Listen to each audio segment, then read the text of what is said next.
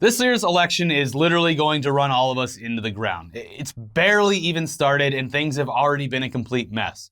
But aside from the completely unnecessary broken vote counting apps, an incoherent vice president's terrible campaign based entirely on name recognition and riddled with nonstop gaffes, and who could forget Dear Rat Boy, there's also another problem facing the Democratic Party: former New York City mayor and actual billionaire Michael Bloomberg. Mayor Mike. Bloomberg. Bloomberg currently represents everything wrong with American politics. I mean, he proves it every single day. His campaign is not only allowed to be a thing, it's actively encouraged to continue. Anyone can just buy their way into politics as long as they have enough money. Yeah. And Mayor Mike. He's got a big wallet. He's got a big wallet. Yeah. He is quite literally attempting to buy his way into becoming president, because at this point it looks like becoming president of the United States of America, it's just going to end up being another stretch goal for the rich and powerful. Bucket list sort of thing. Yeah. Just another notch on that person's resume. Now, luckily for us, Bloomberg's campaign, it seems to be going terribly. Yeah, I mean, it's going better than it should be going. Exactly, but yes, it's scary that a lot of mainstream news outlets are not only acting like he's a serious contender, but also providing him with favorable coverage during the primaries that he doesn't even have to be involved in. But at least he looks really, really stupid, terrible, and out of touch to almost anyone that is going outside of the mainstream news bubble. Fun little thing people have noticed. A lot of the journalists most charitable to Mayor Mike are former reporters for Bloomberg News, his news company. Yeah. The thing about being a billionaire is you spread your money around enough and people are going to feel bad talking shit on you who have benefited financially from you in the past. And, Mike Bloomberg, he has spread a lot of his money around. I mean, it's also safe to say that people like Mike Bloomberg and Pete Buttigieg are the most centrist candidates out of the Democratic lineup, and all of these companies are billion-dollar companies, and they don't want to pay a lot of taxes, and these people will make sure that it's fine. And they won't be Trump, so I guess it's a win-win for them. It's a win-win. Anyways, if you're outside of the mainstream news bubble, you can very easily realize that this person is not a great candidate. I don't know. He's got a lot of ads showing up in more and more places. Earlier this week, 2 separate pieces of leaked audio were released that show him being kind of a racist asshole. Mm-hmm. But when presented with these examples, outlets like CNN, they simply went after the leaker and questioned their intentions on leaking it. Well, he was a Bernie supporter. Great job. Yeah, that lady, she was a former Bloomberg News employee. In addition to those bits of audio, there was also the admission from Bloomberg that the United States could learn a thing or two from the harsh drug laws and enforcement in places like Singapore. So very cool, Mike. Very cool. I got my 8-ounce big gulp, my little gulp. I'm chewing gum. I spit it on the sidewalk and sniper, just... Yeah. No littering here, sir. But listen, we're not here to talk about actual policy positions, polls, damning personality traits, or any other type of substantial indication of someone's ability to lead the country successfully. We're here to talk about memes. Mm-hmm. Another thing that Mike Bloomberg apparently sees value in, but is absolutely horrible at utilizing in any meaningful way. Now, first off, if you watched any of our recent episodes of Weekly Weird News, you will know that pretty much every week we are blessed with a new advertisement from the Bloomberg 2020 camp that gives us a great look at what it's like to just burn millions of dollars in front of everyone in an attempt to connect with the youth and use that to hopefully count on that vote to propel you into the White House. I mean, hey, it worked for Pepe and Donald Trump, didn't it? It sure did. Well, this memery, it all started a few weeks ago with when an actual lampooning of the Bloomberg campaign went viral. The premise was tricking the mainstream media into thinking that Bloomberg staffers had seen the success of the Mayor Pete dance and decided to create their own using the track Moves Like Jagger from Maroon 5. It was obviously fake, and it was filmed at a local improv theater here in LA, making it kind of obvious to anyone even loosely involved in the comedy scene here. But in retrospect, this viral joke against the Bloomberg campaign actually ended up being a bit of foreshadowing of things to come with official campaign attempts at going viral or connecting with the youth vote. I guarantee you someone on a staff saw that and was like, see, it's comedy, it's subversive, but it gets your name out there. They're talking about you now. No press is bad press. Yeah. So the weeks following the Moves Like Bloomberg video provided us with 2 actual social media video campaigns from the Bloomberg staff. One where he professes his love for big gay ice cream. Big gay ice cream is the best. Don't worry, he's not a homophobe. It's a real place. Mm-hmm. And one where the post-acquittal speech by Trump is altered to just say lie over and over again while a gingerbread man dances on the screen. That's what the kids are into, right? Yeah. nonsensical cringe comedy. I mean, he's not wrong. It's just, I don't know, we would assume people aren't seeking this kind of comedic performance from a 78-year-old billionaire who's trying to run for president. Lie. It is funny because it's so terrible. Yeah, but it just keeps going. Yeah, that video is 2 minutes long, Yeah. I think.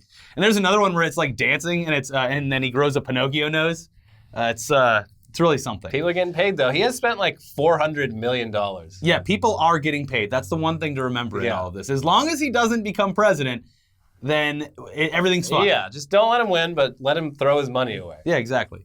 Anyways, it's quite obvious that Bloomberg nor his staff are any good at this whole marketing to the youth thing. So they did what any major company or brand would do in order to drum up some views and recognition. Pay a fuck ton of money to influencers and social media comedians, and in the process try, and mostly succeed, at subverting the restrictions put in place by social media sites regarding political ad campaigns. Yeah, you remember how a bunch of these companies took a hard stance against political ads on their platforms because it would be next to impossible for them to properly vet them all? Well, Bloomberg found a loophole and exploited it by hiring influencers to make positive posts about him. Okay, but back to what led us here first. Bloomberg paying influencers to make him look cool. It was reported last week that Bloomberg's team had started a campaign on a platform called Tribe, which connects brands with influencers. Now, on that site, a brand, or in this case, a campaign, could go on, set a price per post, and the site would connect influencers with the offer. Those influencers would do the post and collect the cash. According to the Daily Beast, quote, for a fixed $150 fee, the Bloomberg campaign is pitching micro-influencers, someone who has from 1,000 to 100,000 followers in industry parlance, to create original content, quote, that tells us why Mike Bloomberg is the electable candidate who can rise above the fray, work across the aisle so all Americans feel heard and respected. It continues. God damn it. Are you sick of the chaos and infighting overshadowing the issues that matter most to us? Please express your thoughts verbally, or for still image posts, please overlay text about why you support Mike. That's what the campaign copy tells would-be Bloomberg stans under the heading, quote, content we'd love from you, asking influencers to, quote, show and tell why Mike is the candidate who can change our country for the better. State why you think he's a great candidate. So, okay, micro-influencers are one thing, okay? And this absolutely totally sucks, and you should be embarrassed for anyone who would post this kind of stuff, unless they are, for whatever reason, an actual Bloomberg supporter. No, drag them regardless. Yeah. Drag them. If they do actually believe in the Bloomberg movement, they're just making a little extra money on something they'd already be promoting. But I can't imagine, like, that person existing, I guess. Yeah. You know what? Personally, I like what Mike Bloomberg did, turning like Queens and the Bronx into essentially the Gaza Strip, where you have checkpoints and people get thrown up against a wall for walking around at night. We should bring that to the entire country. Yeah. That's why I'm supporting Mike Bloomberg 2020. That's what makes him cool. Yeah. So yeah, like micro-influencers getting $150, that's kind of embarrassing. You're selling out for like a very small amount of money, especially if you're someone that has like 100,000 followers. But here's where it gets a little more sinister. So, of course, you all remember Fuck Jerry, right? That would be the meme account that for years stole people's content and jokes and then turned those stolen memes into a hefty profit, which allowed its founder, Elliot Tebble. No relation to No this, relation at all. He brings shame upon it, actually. Yeah. Allowed him, that guy, to expand the simple Twitter and Instagram accounts into a full-fledged marketing company, Jerry Media, which specializes in connecting brands, companies, and events with the very lucrative youth market through social media. Now, yeah, it's that Fuck Jerry. It's the same Fuck Jerry and Jerry Media that was behind the marketing campaign for the now infamous Fyre Festival disaster. And it worked out pretty okay for them. Yeah. They got a second shot at Fyre, and actually sounds like they made a lot of money off that documentary. Anything we've learned about being a terrible person, it's that 90% of the time you're going to get away with it and get rich doing it. Yeah. Mm-hmm. When you're rich, they let you do it. Yes. So according to a wide range of reports this week, that Fuck Jerry and Jerry Media have partnered with the Bloomberg campaign for a marketing blitz called MEME 2020 that is utilizing numerous popular accounts from within their network to spam promotion for the Bloomberg campaign through the use of what appears so far to be self-deprecating screenshots of totally fake conversations, but with Mike Bloomberg. Yeah. According to the New York Times, quote, Mick Perzicki is the lead strategist of the MEME 2020 project. He is also the chief executive of Jerry Media, a media and marketing company that is a powerful force in the influencer economy. The company's portfolio includes some of the most notable meme accounts on Instagram. In January, Mr. Perzicki tapped a number of large influencers who he had formed relationships with through his association with Jerry Media. Now, they point out that although Mr. Perzicki here is an executive at Jerry Media and is running the Meme 2020 campaign and has used the Fuck Jerry account for the campaign, Fuck Jerry himself, Elliot, not this Elliot. Stop pointing at me when you say his name. That Fuck Jerry is not directly involved in this. Yeah, but he's still making money. It's still his company. Who cares? Listen, this is a journalistic clarification. Okay. The article continues. The campaign, which began this week, has already placed sponsored posts on Instagram accounts, including @GrapeJuiceBoys, a meme page with more than 2.7 million followers, Jerry Media's own most popular account with more than 13.3 million followers, and @TankSinatra, a member with more than 2.3 million followers. Other memers involved in this campaign include the following: My Therapist Says, White People Humor, The Funny Introvert, Kale Salad, Sunny Side Up, Shithead Steve, Adam the Creator, Moist Buddha, Mrs. Dow Jones, Trash Can Paul, Co-Medi, Neat Dad, 420, Golfers Doing Things, Dr. Greyfang, Middle Class Fancy, and Do You Even Lift? I don't follow any of those, and I feel good about that. Yeah, I'm feeling pretty great about that. Together, the collective has an audience of more than 60 million followers. Yeah. Powerful. Yeah, that's a great list of accounts to unfollow if you have them on Instagram. Unmasked. Yeah. Yeah. I mean, look, if Mike Bloomberg had a better shot at becoming president, and I'm not going to write him off completely. No, this is dangerous. But I like that he did this because this is such a good example for like the hearings that we hopefully have a year from now about severe campaign finance reform that needs to happen in this country. Yeah. Like, I'm really excited for these posts to be like on a big display in the halls of Congress, being like, do we really want this? Is this how we want this country's elections to work? Anyways, for reference, here's an example of the content that they are posting. Bloomberg DMing a Kale Salad account saying, "Hello, Mr. Salad. Can you post this meme to make me seem cool for the upcoming Democratic primary? Michael Bloomberg is like Kale Salad. Tough and tasteless, but ultimately good for you." The Salad responds by saying, "I don't know, it's not that funny." Bloomberg responds, "I'll give you $1 billion. The Salad says, "What do you want the caption to be?" And that caption, "I actually taste amazing, to be honest. And yes, this is really hashtag sponsored by @MikeBloomberg." And you know what? It kind of works, I guess, because they're both shitting on themselves. In the meme, the Salad's basically saying, "I'll do anything for money," and Mike Bloomberg is coming off as completely desperate to reach the youth vote. Yeah, but it's that kind of relatable cringiness. Yeah, exactly. It's dangerous. Mm-hmm. It's cringe in its purest form, and you have to be very careful with it. Yeah. Anyway, all the other examples that we could find are different variations of the same thing. Bloomberg direct messaging popular accounts trying to look cool and them saying something like, "You're lame, bro," and then him offering them a fuck ton of money to post something anyway. It's just so transparent. Yes. Regardless of how terrible this campaign is, it did its job. It astroturfed an entire social media platform for a presidential candidate when, by Instagram and Facebook's own rules, this should have been a lot harder to do. Mm-hmm. Obviously, Facebook didn't take as hard of a line regarding political ads as, say, Twitter. But in order to run a political ad on Facebook or Instagram, the campaign and candidates would have to verify their identities, provide mailing addresses, and disclose how much they'd spent on running each ad. It's not great, but it was something. Yeah. The best part is the oversight of seeing how much money they're spending on the ad. They were terrible, weak, ineffective standards, but they were standards. Yeah, standards nonetheless, damn it. Now, by utilizing Instagram influencers, however, the Bloomberg campaign was able to skirt by all of those restrictions but still get their massive advertising campaign to run. Why? Because Facebook and Instagram don't consider influencer endorsements or branded content as actual advertisements because their platform doesn't actually make any money off of them. Basically, Facebook hasn't had any technical part in the transaction, and they're not profiting off of it directly, so they can just throw their hands up and say, "We had no part in this." That's their favorite thing to do. True, yeah. Political campaigns, they can just go straight to influencers, and that will allow them to advertise on social media platforms without those pesky restrictions and oversight. It's truly beautiful to behold. Yeah. And definitely part of the marketing deck over at Jerry Media. Oh, they know the rules. Yeah. And yeah, so listen, yes, we're covering this because it's two things. It's pathetic that a billionaire is trying to buy an election and going far enough that he's paying Jerry Media and other influencers to market his name.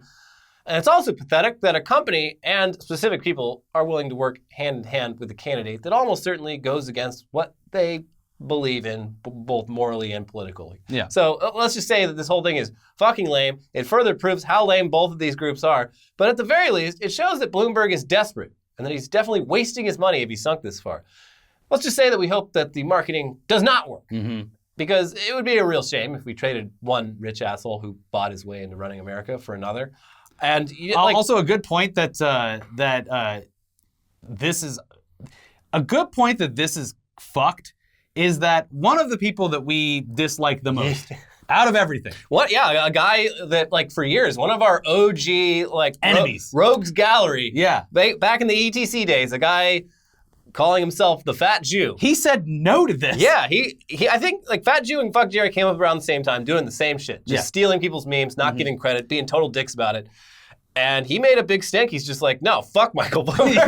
yeah. He's like, cool. They offered me a bunch of money. I said no. Like, and his post about it, I was like, God, I kind of like, because he's just like, look, people need to eat. Like, take these people's money. It's great. Let these brands just waste as much money as they want. But like, I ain't doing this shit. Yeah, kind of like this guy's a racist. It bought him some points in my book. Yeah. I'll say it. Yeah, like, he's not willing to sell out for just anything. It doesn't change the fact that he sucks. Or at least did for a long time. And he multi-millionaire off of other people's ideas and content. Almost ruined the movie Uncut Gems with his weird cameo that didn't need to be there. Also, it is strange that like both of them did like the same kind of path. They basically turned into marketing companies of themselves, and both of them started alcohol companies. Yeah. Fat Jew has tequila. Ha Ha Tequila, JAJA Tequila, and then Fat Jew has White Girl Rosé. Yes. So they're fine. Don't worry about them. And listen, if Fat Jew didn't have all that White Girl Rosé money, he might have taken this campaign. So I think, I don't know where his loyalty lies. It's like when you finally get that comfortable fuck you money, you can say no to things. Maybe that's why. But still, he bought some points in my book. I was pleasantly surprised. I was proud of the Fat Jew. You got to be a real piece of shit if the Fat Jew looks like a paragon of morality next to you. Yeah. And that is Michael Bloomberg in a nutshell. All right. Well, worse than the Fat Jew. Yeah. Yeah. Let's finally move on to movies. Specifically, something uplifting related to movies. Rick Moranis is back, baby. Yeah. Anyone who grew up in the 80s or 90s, they grew up with Rick Moranis. It's Strange Brew, Ghostbusters, Spaceballs, and of course, Honey, I Shrunk the Kids. But sometime in the early to mid 90s, he just disappeared after being one of the more popular actors of this time period. Now, the reason for abruptly leaving Hollywood and stepping out of the limelight was very, very understandable, though. In the early 90s, his wife passed away after a battle with cancer. And Moranis was later quoted as saying, quote, "I'm a single parent, and I just found that it was too difficult to manage to raise my kids and to do the traveling involved in making movies. So I took a little bit of a break. And the little bit of a break turned into a longer break. And then I found out that I really didn't miss it." Respect. Yeah.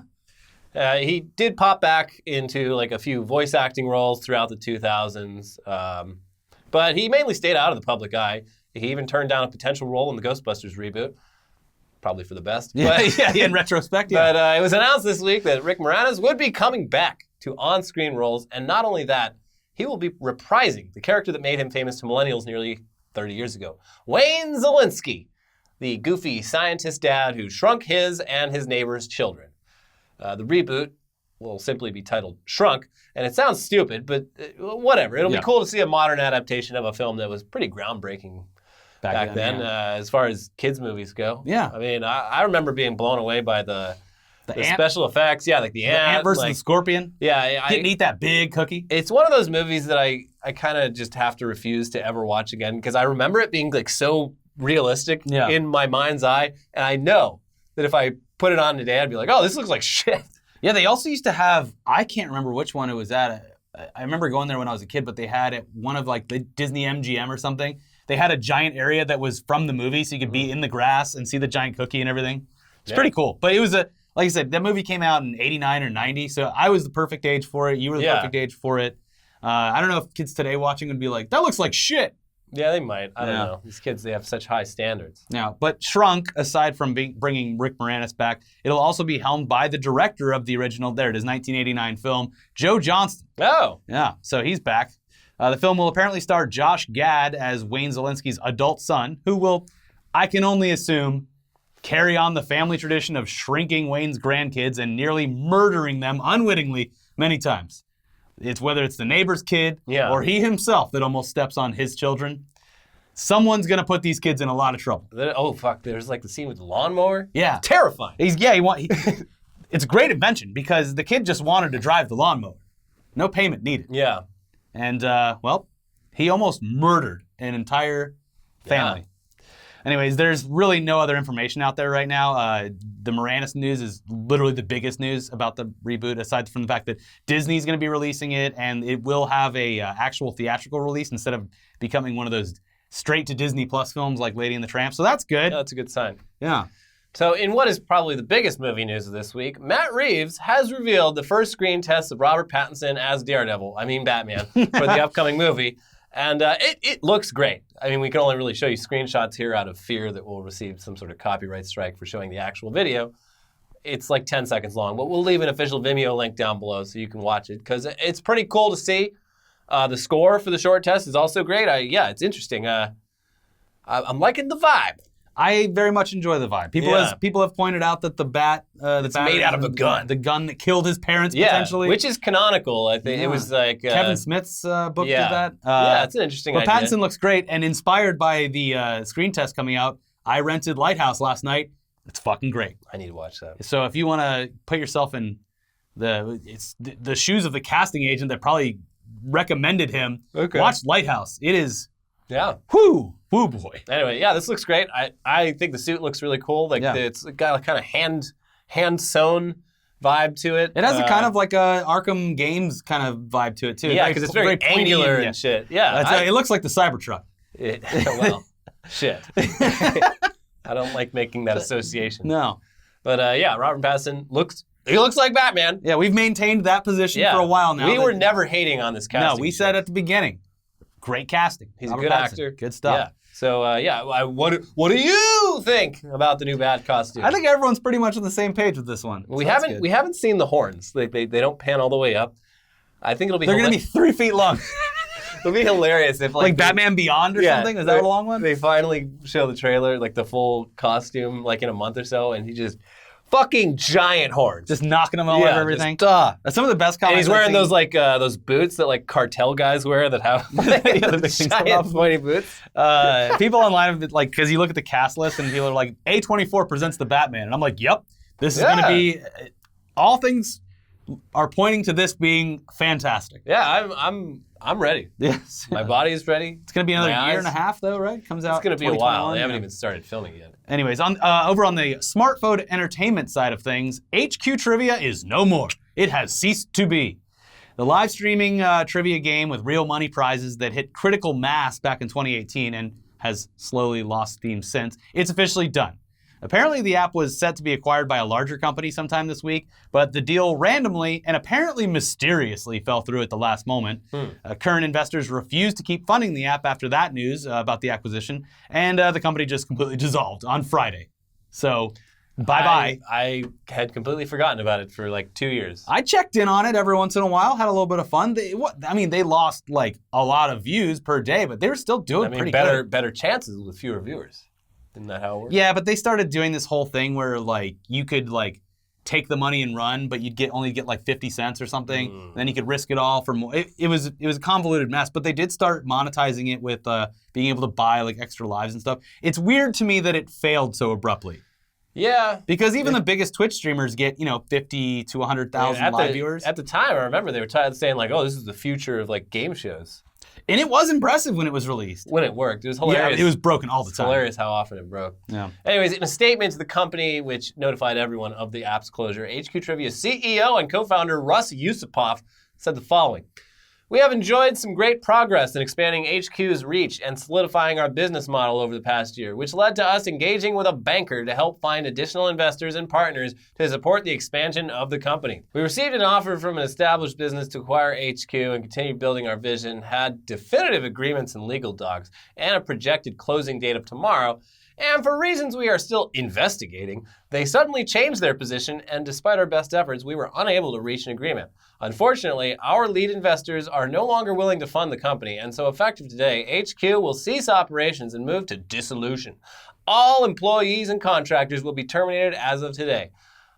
I want to thank everyone for their hard work and resilience through good times and bad in helping to build an innovative and category-defining product. No, you don't get severance. Get the fuck out. Security will be by your desk very shortly. Yeah, it's always fun when a company's just like, well,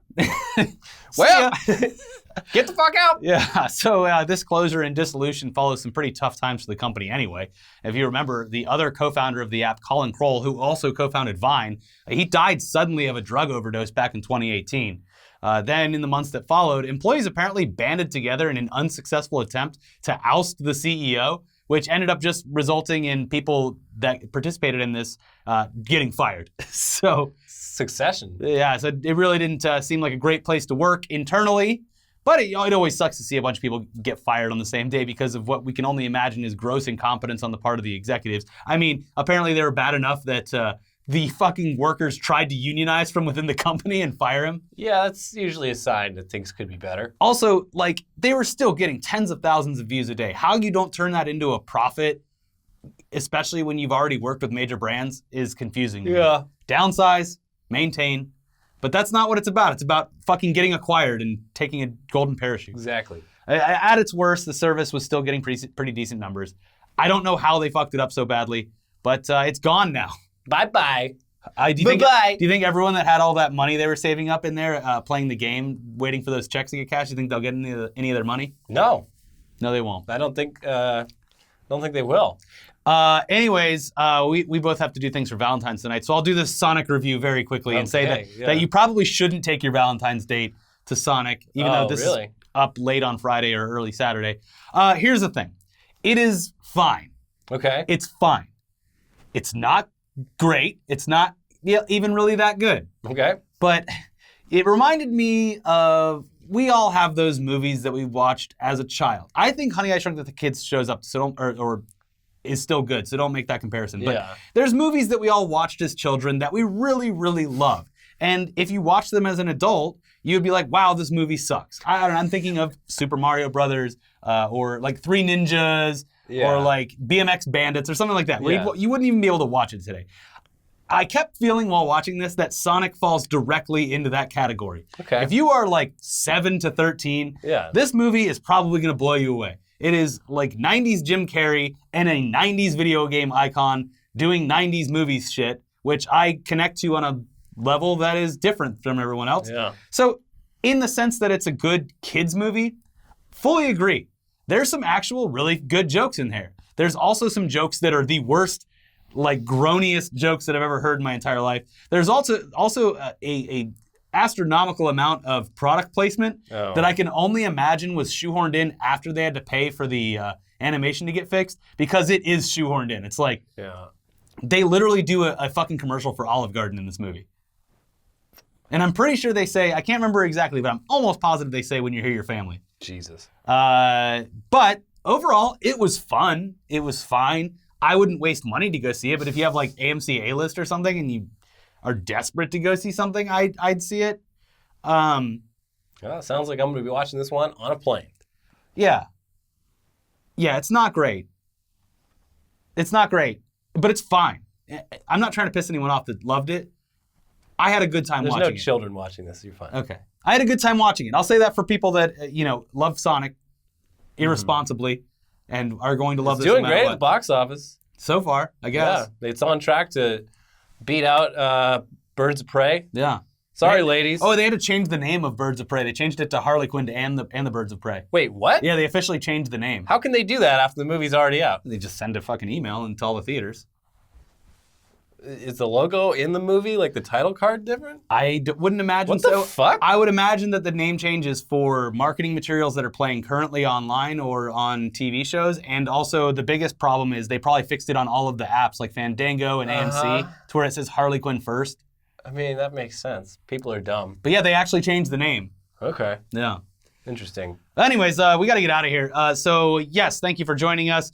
Be sure to listen to our exclusive podcast this week over on Patreon, and if you're a YouTube member, on the community tab. Check out our other videos over here. We have a whole episode of tech news, including Phil talking about that T-Mobile Sprint merger, and we also have another daily over here. So check both of those out, and we'll see you very soon for Weekly Weird News. See you soon. Bloomberg.